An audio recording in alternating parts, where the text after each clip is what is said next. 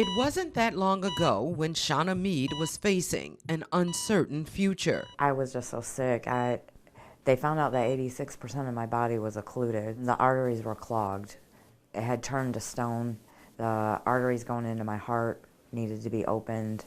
The arteries in both my legs were damaged. The doctor said that in his 30 years, this was the worst case he had seen. And he told us to be praying for a miracle because they didn't think I was going to pull through it. The Florida woman was already battling two chronic illnesses, lupus and multiple sclerosis, when doctors discovered something even deadlier that had gone undetected. I have clotting lupus, which was the clots were adhering to the natural plaque in my arteries and was causing it, when it formed a blockage, it would turn to stone because I have the peripheral artery disease. Saving Mead would require a procedure that would change the course of her life. They had to take my leg to save me. It's been a rocking year being in this wheelchair and overcoming the obstacles of life with a wheelchair. Learning to live without her leg was no walk in the park. It was one of the most challenging obstacles she's ever faced. The one thing she knew is she could not give up. I have a 9-year-old that's autistic, and she needs to see and be led by example.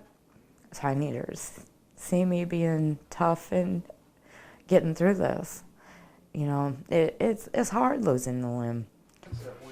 Because with it also comes a loss of independence. Mead desperately wanted to walk again. It was a disappointing blow when the first prosthesis failed. And it sent me on a whirlwind of emotions that, you know, getting put into a prosthetic leg is a big ordeal. And when it didn't work and they told me that was as good as it was going to get, I at first thought, you know, maybe this is what my calling is, to be in this wheelchair.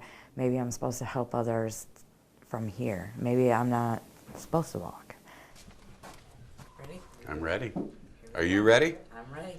But all hope wasn't lost. A friend encouraged her to reach out to another company hundreds of miles from her home.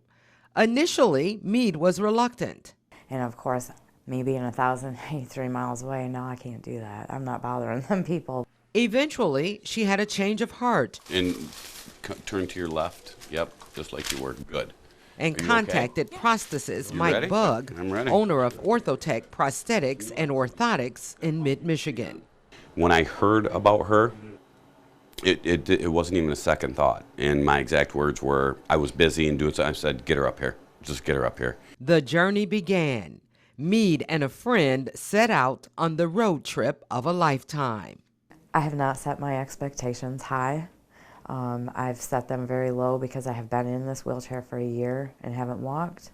So I don't want to set myself up for failure, but Mike says I'm going to walk, so I'm going to give it my all. The process took about 2 days. There was measuring and casting It doesn't hold that up for Yep, me. gotcha. Like grab this. Gotcha.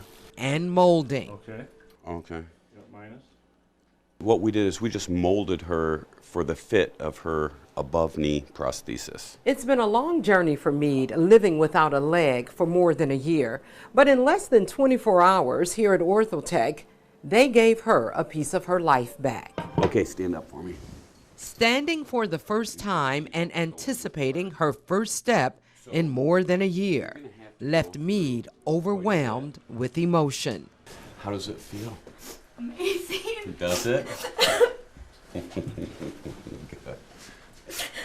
No, because you're going to make me cry.